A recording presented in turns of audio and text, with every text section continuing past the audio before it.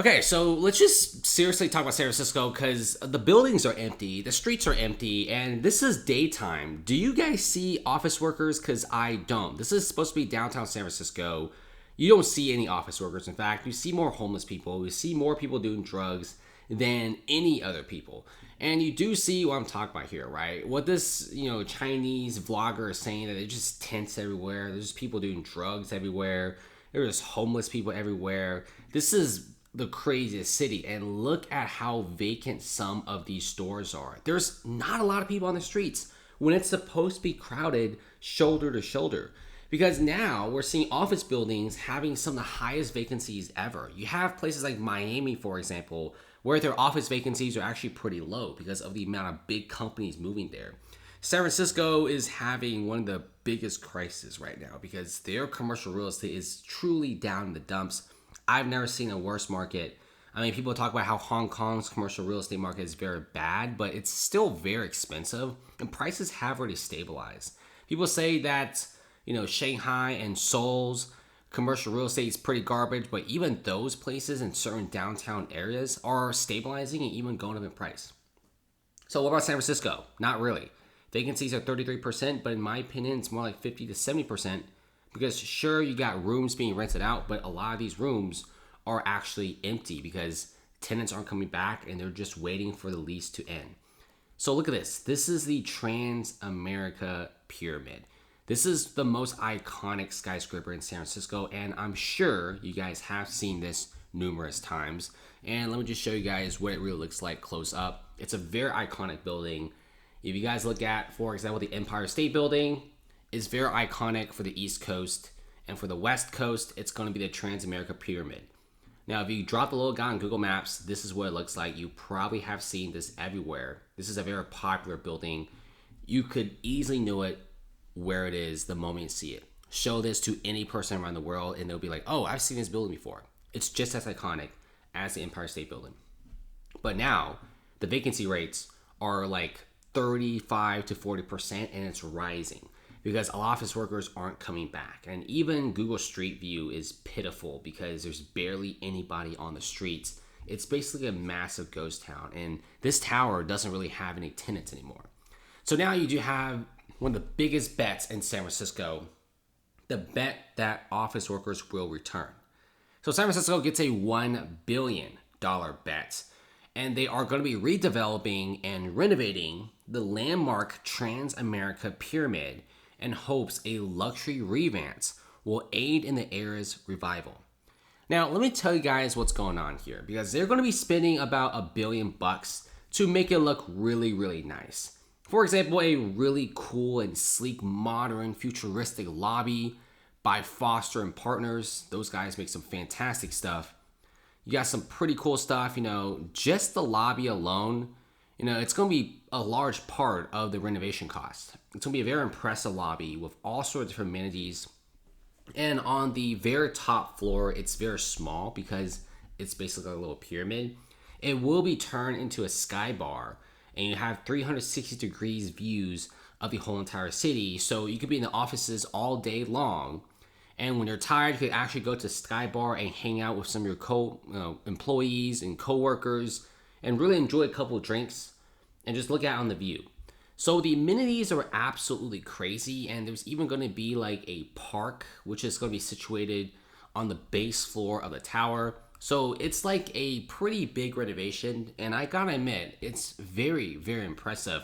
If you look at the building here, you already have renovations being started, and everyone's actually being pretty excited over this whole renovation thing.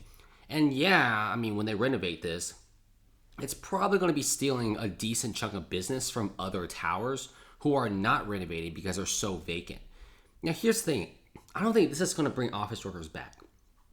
If you're an office worker, okay, your office is pretty cool, but let's be real. Most of the time, you're kind of in your cubicle, and when you do have a break, you might hang out with people, get something to eat. I highly doubt you'd be actually going to the Sky Bar like every single day. And also, like, when you clock out, you're not going to hang around in the tower. You're going to go home, right? Take a shower and take a break. And plus, other buildings are super empty too. And these workers aren't coming back because the street conditions just look like this all the time. Nobody's on the streets. You got people doing drugs on the streets. There's tents everywhere constantly. It just looks like this all the time in San Francisco, right? I mean, look at that. Just tents everywhere. People doing drugs. People are getting high. This sort of situation happens all the time in San Francisco. It's constant. It's every single day. It's just nonstop. San Francisco, it's just like a massive mental institution at this point. And if you look at some of the streets, it's completely empty. Not to mention, you also have some pretty insane burglaries and thefts. I mean, Target gets shoplifted every 10 minutes, including to an employee. So it's not really about the renovations. In fact, you could have really crappy renovations and have an extremely low crime city, and your building's going to be doing really well. And plus, this isn't like a $100 million bet. It's a $1 billion bet.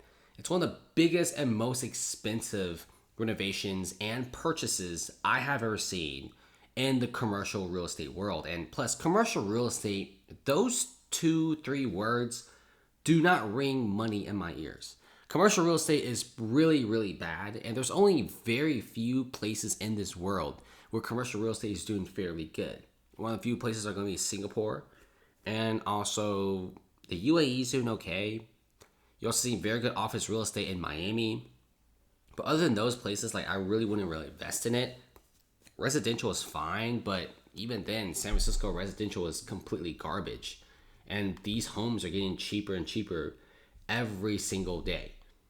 And I mean, look at some of this. I mean, just have constant bad news about San Francisco. If you look at some of the videos and images, it's pretty bad. You also have like urine being thrown around as well. Do you really think office workers want to come back to this type of city? Probably not. You could have the coolest and squeaky clean sky bars, but with the moment you walk down to your tower and this starts happening, it's not great. One of the biggest things about San Francisco and why people aren't coming back is it's so unsafe. People are no longer wanting to be in San Francisco. Why be in San Francisco when you could work remote and stay in the Bay Area? I know people talk a lot of crap about the Bay Area. I do too, but it's not the whole entire Bay Area that's bad. You know, Oakland, this whole place is bad. San Francisco is pretty bad. But on the north, you know, Wine County, these places are actually pretty nice. But what's even nicer is going to be places like Palo Alto, Mountain View, Sunnyvale, you know, the Stanford area, the Google area, the Apple area, the Oracle area.